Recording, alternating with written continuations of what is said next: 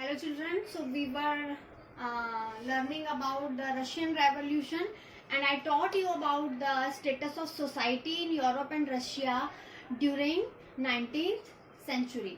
तो हम इसके बारे में पढ़ रहे थे. अब 19th सेंचुरी में हम आगे जानेंगे कि सोसाइटी के बाद रशियन रेवोल्यूशन के और क्या कारण थे. तो जो मेन कुछ इंसिडेंट हैं that led to Russian revolution, जो हमें रशियन रेवोल्यूशन की तरफ लेकर गया. अब वहां पर चलते हैं.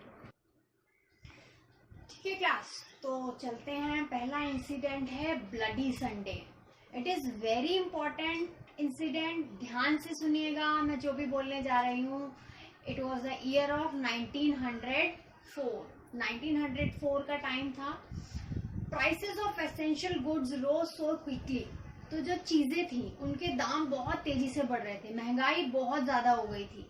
ओके तो इसके बाद workers were dismissed at Putilov iron works. तो जैसे जैसे महंगाई बढ़ती जा रही थी, अब उसी के साथ साथ क्या होता है, जब महंगाई बढ़ती है तो प्रोडक्शन कम हो जाता है क्योंकि लोग चीजें कम खरीदनी शुरू कर देते हैं. तो इसी वजह से जो भी इंडस्ट्रीज थी वहां से वर्कर्स को निकाला जा रहा था रशिया में 1904 के टाइम पर. तो वहीं पर एक आयरन वर्क्स या एक इंडस्ट्री मान सकते हैं आप इसे, जिसका नाम है पुतिलोव आयरन वर्क्स. ठीक है, तो ये जो पुतिलोव आयरन वर्क्स कंपनी थी, यहाँ पर भी वर्कर्स को निकाला जा रहा था. इंडस्ट्रियल, अब देखिए, industrial action was called for when 4 members of assembly of Russian worker were dismissed at Putilov iron works. तो यहाँ पर अब ये बताया गया कि ये जो ब्लडी संडे है ये क्यों शुरू हुआ. तो मैंने आपको बताया कि आयरन वर्क जो था वहां से लोगों को निकाला जा रहा था.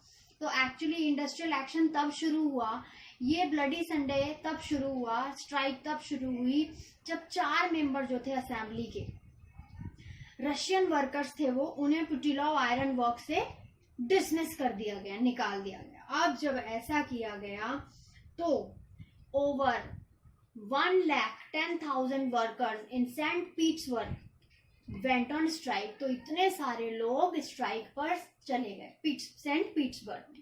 And they demanded for reduction in working condition. और उन्होंने कहा कि जो भी वर्किंग कंडीशन है, हमारे जो वर्किंग आवर्स बढ़ाए जा रहे हैं, जो लोगों को निकाला जा रहा है, इस कंडीशन को कम किया जाए या किसी भी तरीके से इसे खत्म किया जाए. अब उसके बाद ये जो स्ट्राइक थी उसको प्रोसेशन बना दिया गया, एक जुलूस की तरह ले जाया गया. और इस जुलूस को, वर्कर्स का ये जो जुलूस था, लेड बाय फादर गैपन. ठीक है, जो इनके लीडर थे इस स्ट्राइक के वो थे father Gaban. Important name, father Gaban led the procession of workers during the incident of bloody Sunday. Was attacked by police and Cossacks. तो यहाँ पर उनको बहुत सारे पुलिस ने और कॉसेक्स ने अटैक कर दिया उनके ऊपर, जो प्रोसेशन वर्कर्स का जा रहा था फादर गैपन के साथ. अब उनके जो पुलिस ने अटैक किया तो उसमें ओवर 100 वर्कर्स वर किल्ड. तो उसमें 100 से ज्यादा जो वर्कर्स थे वो मारे गए, 300 से ज्यादा घायल हो गए. Strike took place all over the country. और जब ऐसा हुआ तो पूरे देश में ये स्ट्राइक फैल गई.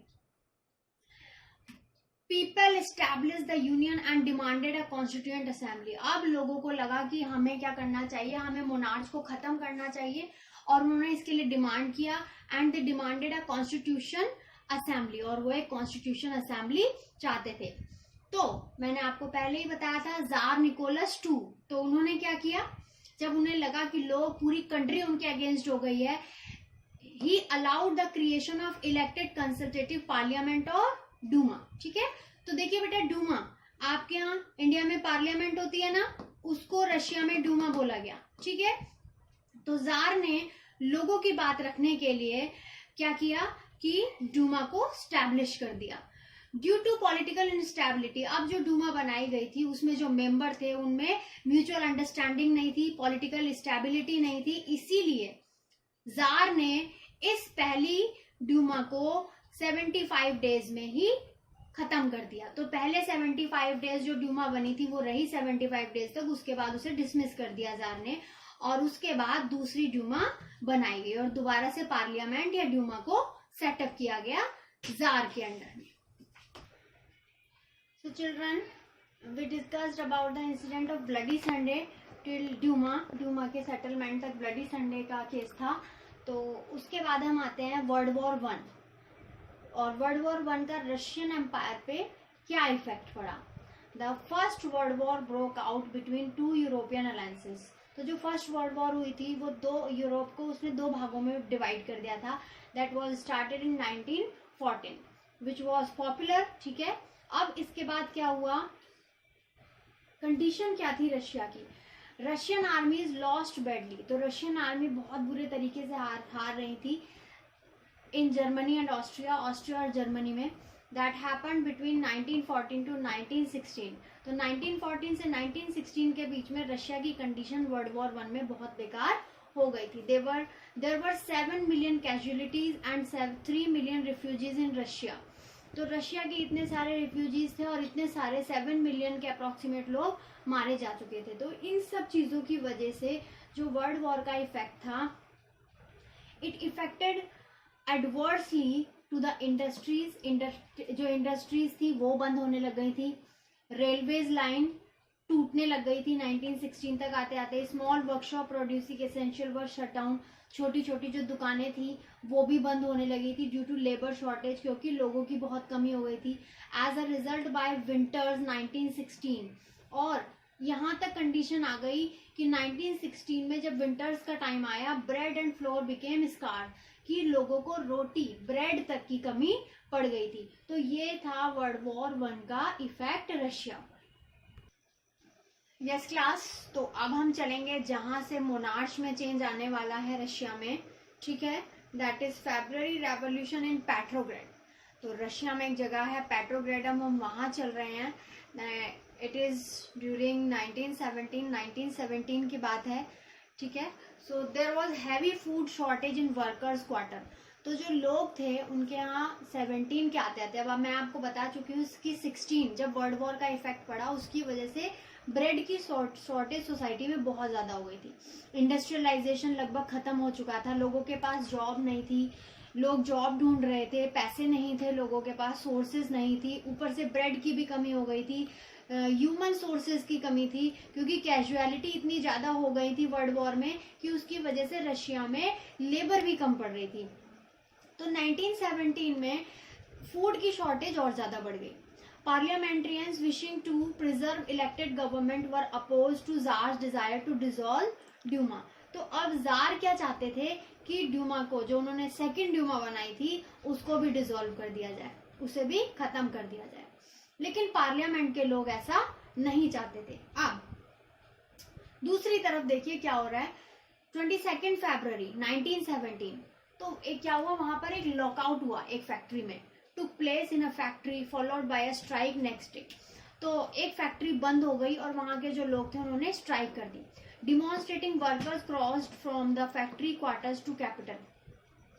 अब वो जो वर्कर्स थे उन्होंने ये स्ट्राइक इसलिए की थी क्योंकि वहां पर उन लोगों के राइट्स को ह्यूमिलेट किया जा रहा था। No political party organise this movement. तो इसमें किसी भी पॉलिटिकल पार्टी का हाथ नहीं था। जो ये स्ट्राइक थी ये वर्कर्स ने अपने आप रखी थी। अब इसी के साथ government impose curfew and later suspended the Duma. तो एक तरफ तो कंट्री में स्ट्राइक चल रही थी, इंडस्ट्रियलाइजेशन खत्म होता जा रहा था, फैक्ट्रीज में लॉकआउट हो रहे थे, ब्रेड की कमी हो रही थी, उधर जार चाहता था कि ड्यूमा को सस्पेंड कर दिया जाए। तो इन सब चीजों के चलते गवर्नमेंट ने क्या किया, कर्फ्यू कर दिया और सस्पेंडेड द ड्यूमा, और ड्यूमा को भी सस्पेंड कर दिया गया। Police headquarters were ransacked, people raised slogan about bread, better hours and democracy। अब जो पुलिस के जितने भी हेडक्वार्टर थे उन पे अटैक किया गया लोगों ने, क्योंकि लोग भूख से परेशान थे, वो ब्रेड चाहते थे, वो खाना चाहते थे, बेटर और अच्छी जिंदगी चाहते थे, डेमोक्रेसी चाहते थे। अब वो इन सब चीजों के लिए आवाज उठाने लगे। Cavalry called out by government to control them. अब इन सभी लोगों को, ये जो रशियन पॉपुलेशन थी, इनको सप्रेस करने के लिए कैवेलरी सोल्जर्स को बुलाया गया कि इन्हें कंट्रोल किया जाए। Petrograd Soviet was formed by soldiers and advice of military commanders. Tsar abdicated Soviet and Duma leaders formed a provisional government to run the country. तो जब ऐसी कंडीशन आ गई तो जार को लगा, now I can not move any more, with monarch, कि अब मैं मोनार्च के साथ ज्यादा दिन तक नहीं चल पाऊंगा, because I am unable to continue the country with good condition, क्योंकि वो रशिया को एक अच्छी कंडीशन में वापस नहीं ला पा रहा था। तो इसी के साथ क्या हुआ कि पेट्रोग्रेड सोवियत बनाया गया, ठीक है। और उसके बाद जो ड्यूमा के जितने भी लीडर्स थे उन्होंने एक प्रोविजनल गवर्नमेंट बनाई जिससे देश को चलाया जा सके। प्रोविजनल गवर्नमेंट मतलब कि जो अस्थायी गवर्नमेंट होती है, जो मतलब थोड़े दिनों के लिए, और उसके बाद एक परमानेंट गवर्नमेंट बनाने के लिए प्रोसेस शुरू कर दिया गया। तो इस तरीके से जार को भी एब्डिकेट कर दिया गया सोवियत से, जार को उसकी मोनार्च से या उसकी पोजीशन से हटा दिया गया। और उसके बाद क्या हुआ कि इस तरीके से Russian future was to be decided by a constitution assembly elected through universal adult suffrage. तो सफरेज क्या है यहाँ पे, universal adult suffrage, right to vote. तो रशियन फ्यूचर के लिए कॉन्स्टिट्यूशन बनाने के लिए असेंबली तैयार की गई। Petrograd had led the February revolution, तो ये जो पेट्रोग्रेड में फेब्रुअरी रेवोल्यूशन हुआ that brought down monarchy in 1917। और इस तरीके से रशिया में 1917 में मोनार्च का एंड हो गया। तो यहाँ तक हमने क्या क्या चीजें पढ़ी हैं इस चैप्टर में। हमने इस चैप्टर में सोसाइटी के बारे में जाना, इंडस्ट्रियलाइजेशन के बारे में जाना, सोशलिस्ट के बारे में जाना, ब्लडी संडे पढ़ा, वर्ल्ड वॉर के इफेक्ट पढ़े, और उसके बाद हमने ये पढ़ा February revolution. All these points are very important, note down it in your notes and revise it again and again. It is very important chapter. Thank you.